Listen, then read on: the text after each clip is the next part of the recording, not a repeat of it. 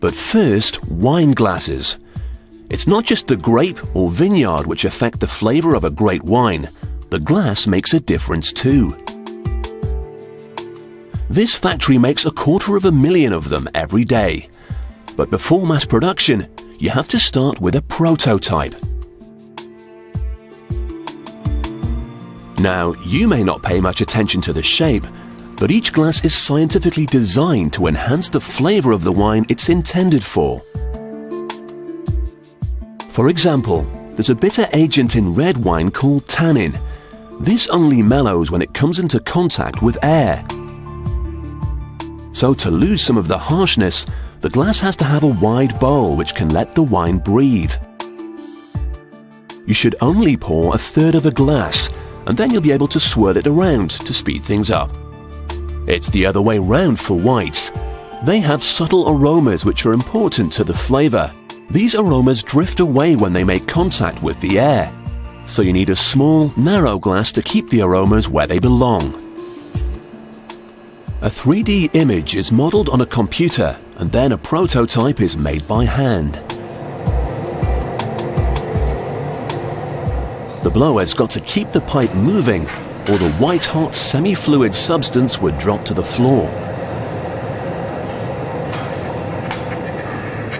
The oak mould has been made to the glass designer's exact specifications. The glass is blown in and set in about 15 seconds. They warm up the bottom of the bowl and then add another blob of glass. That's cut, stretched, and then turned to make the stem.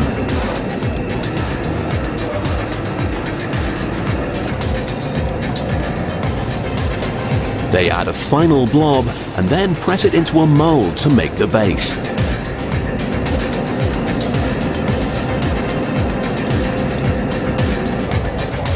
The prototype is a success, and the design is ready to go into mass production. Over at the factory, handmade processes give way to a high-tech production line.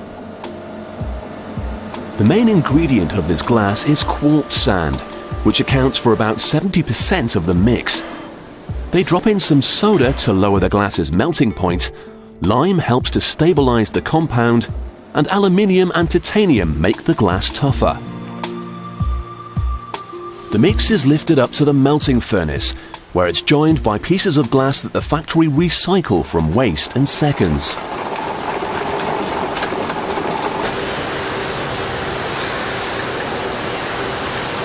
At 1500 degrees Celsius, the materials melt and fuse. At this temperature, glass has the consistency of warm chewing gum. 36 hours later, it's carried away in heated tubes, and then squeezed through an opening and cut into portions of 240 grams. The glass is still white hot, about 1200 degrees Celsius.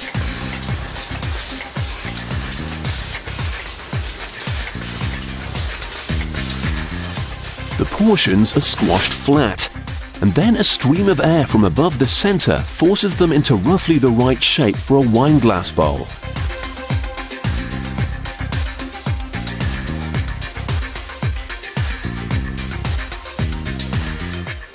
The exact shape of the design is created as it's enclosed in a water-cooled mold.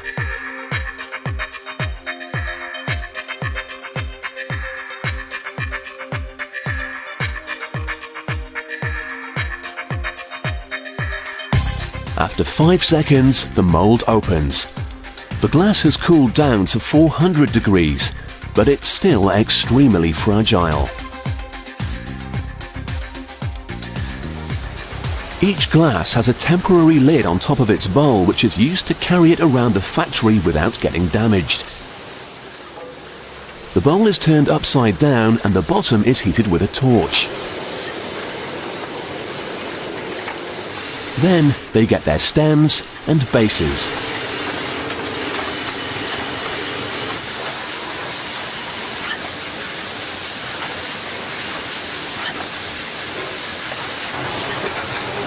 Another blast of fire shapes and polishes the bases.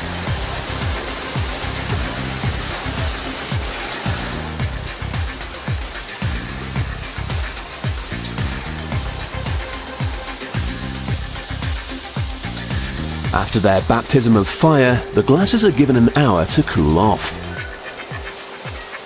A laser lops off the temporary lids. These go off to be melted and start the process again.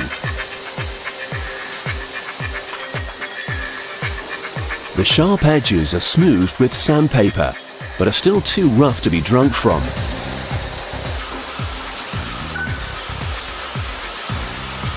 The rims are then reheated to 1200 degrees Celsius and get smoothed out in just a few seconds, smooth enough to be touched by lips.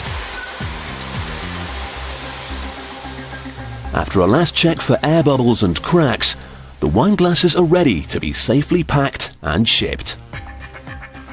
In this factory, they've turned a traditional craft into a modern production process.